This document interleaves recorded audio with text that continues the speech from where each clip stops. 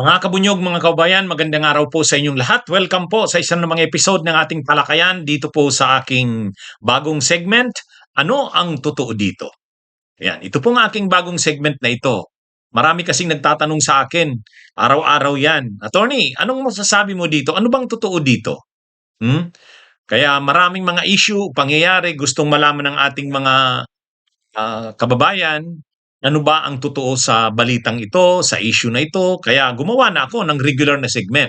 ATD, ano ang totoo dito? Napapanood po ninyo dito sa Veritas YouTube channel. Kaya kung hindi pa po kayo nakasubscribe, subscribe na po kayo. Napapanood rin nyo po sa Veritas Facebook page. Kaya kung hindi pa po kayo nakafollow, follow na po kayo. O mga kabunyog, mga kabayan, ano ang totoo dito? Hmm? ha? Totoo ba na tinawag ni dating Senador Sonny Trillanes, hindi lang krong-krong. Hindi lang krong-krong. Losi pa, losi. ha?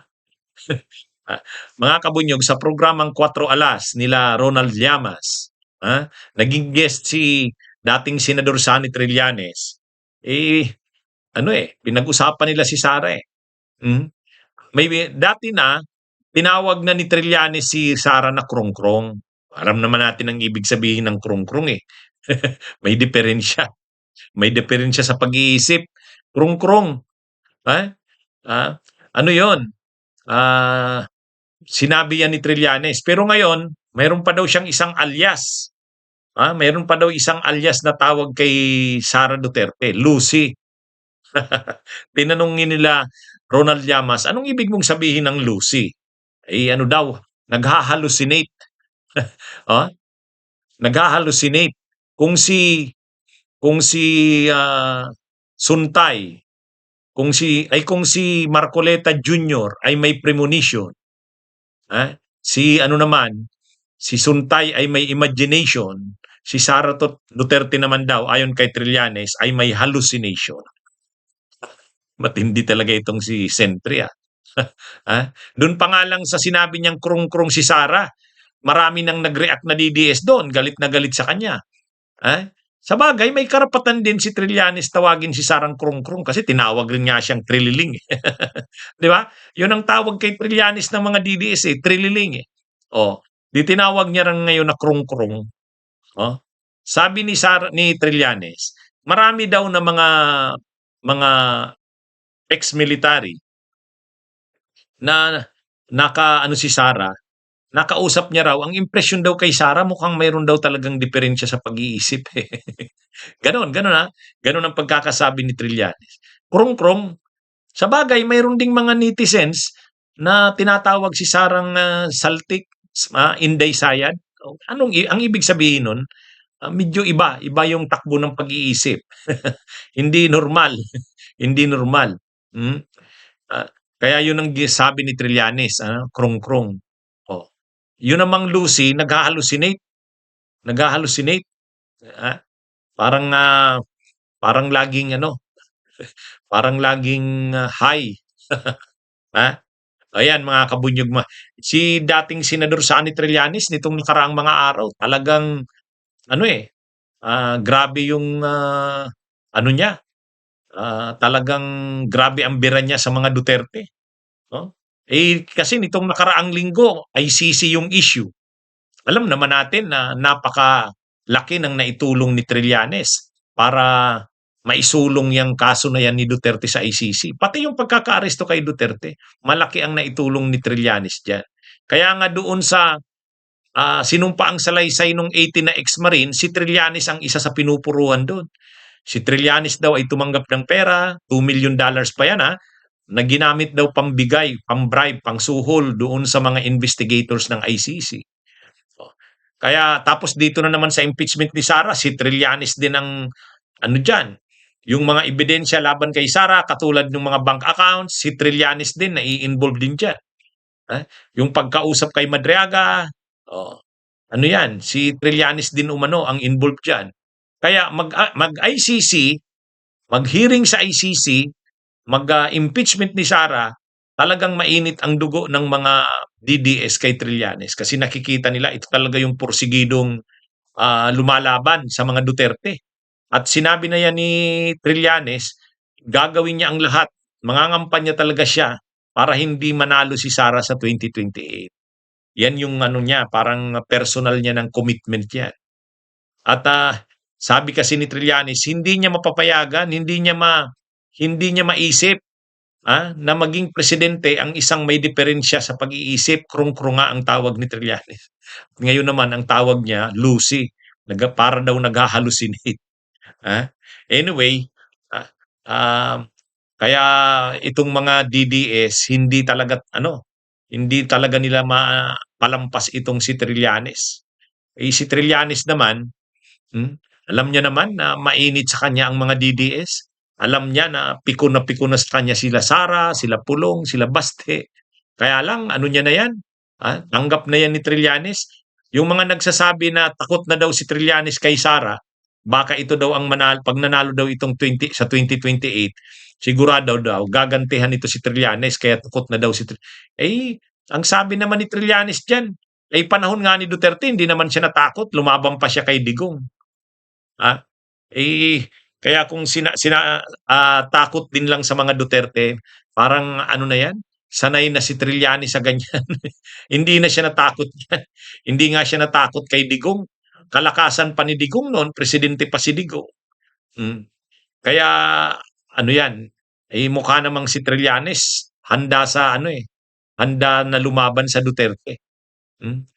Alam niya na mainit sa kanya, galit sa kanya ang mga Duterte, mga DDS, mga supporters nito.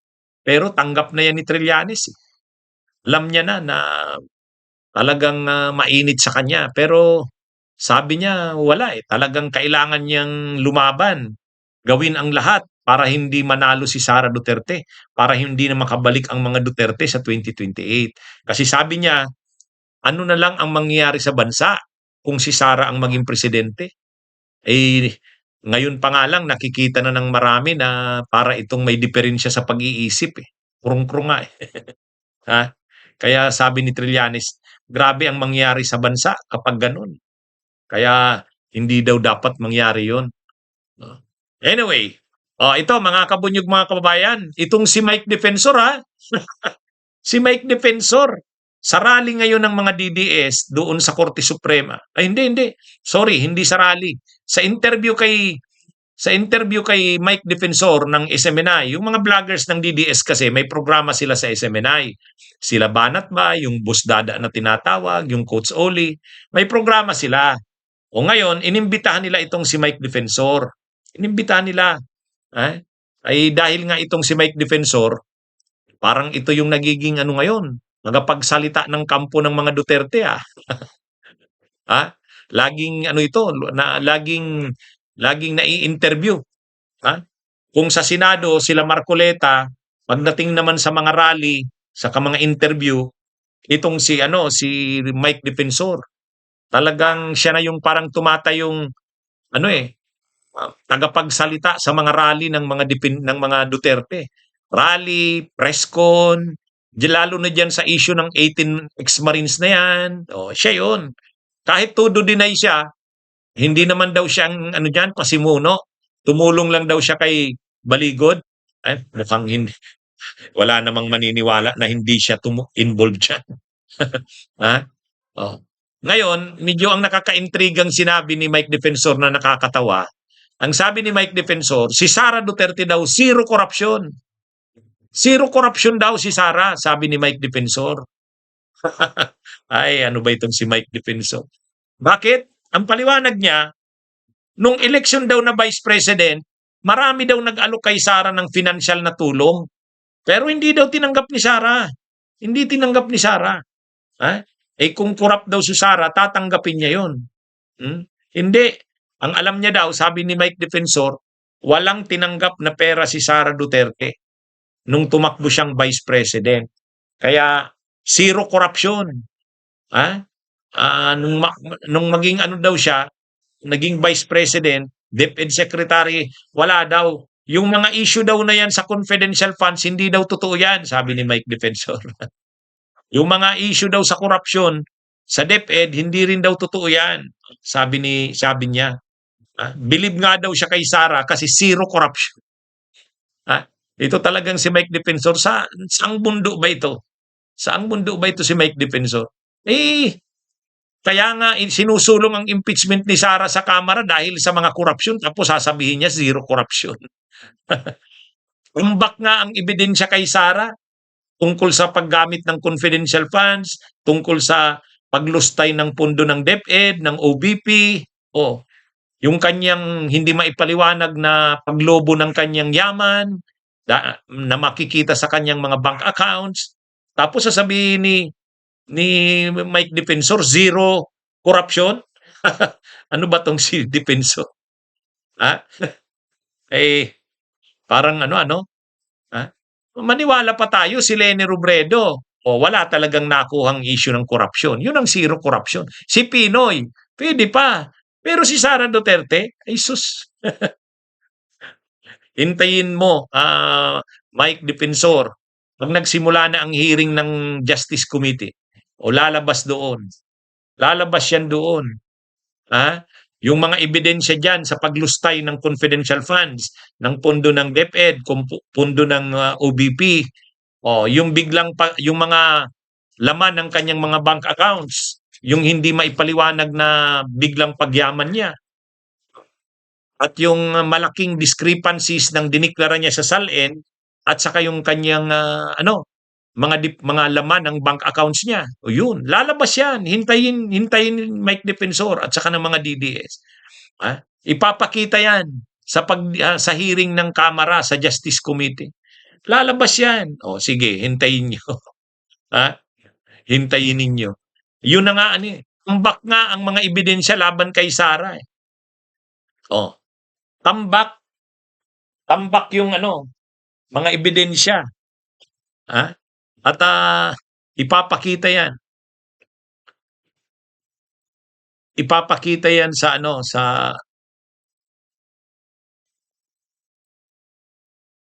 ayan. Kaya yan mga kabunyog. Sigurado yan, ipapakita yan sa hearing sa Kamara, sa Justice Committee.